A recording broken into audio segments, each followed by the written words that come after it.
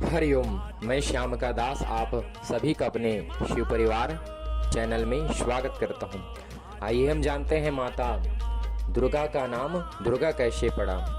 तो प्राचीन काल की बात है, दुर्गम नामक एक अत्यंत भयंकर महादैत्य था। हिरण्याक्ष के वंश में उत्पन्न वह महान दुष्ट दुर्गम रुरु का पुत्र था। देवताओं का बल वेद है, उस वेद के नष्ट हो जाने पर देवताओं का भी नाश हो जाएगा, इसमें संदेह नहीं है। अतः पहले वही वेदनाश किया जाना चाहिए। ऐसा सोचकर वह तप करने के लिए हिमालय पर्वत पर चला गया।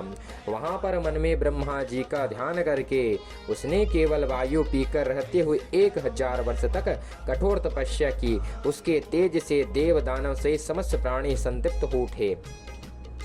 तब उसके तप से प्रसन्न होकर विकसित कमल के समान सुंदर मुख वाले चंद्रमुख चतुर्भुज भगवान ब्रह्मा हंस पर आरूढ़ होकर उसे वर देने के लिए वहां गए।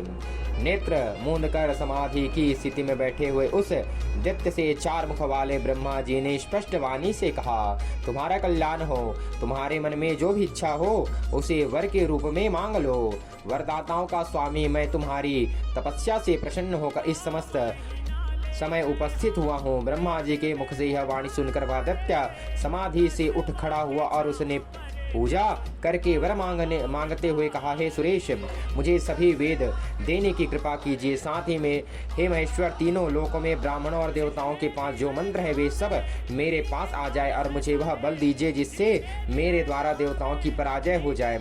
उसकी यह बात सुनकर चारों वेदों को परम अधिष्ठाता ब्रह्मा जी ऐसे ही हो यह वचन करते हुए सत्यलोक को चले गए।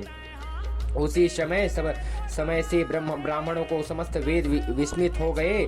स्नान संध्या नित्य होम श्राद्ध यज्ञ और तप आदि का लोप हो गया। वह राक्षस जो है अत्याचार करने लगा। तब जो है भक्तों ने माता का स्मरण किया। तब माता जो है प्रकट हुई और माता जो है उस दैत्य का संहार की। तब जाकर के जैसे ही दैत्य का संहार की, तब उस दैत्य के संहार के बाद माता का नाम जो है दुर्गा पड़ा। ऐसे ही रोचकदार तथ्य जानने के लिए हमारे YouTube चैनल को सब्सक्राइब कीजिए, लाइक कीजिए, कमेंट कीजिए। हर हर महादेव। धन्यवाद।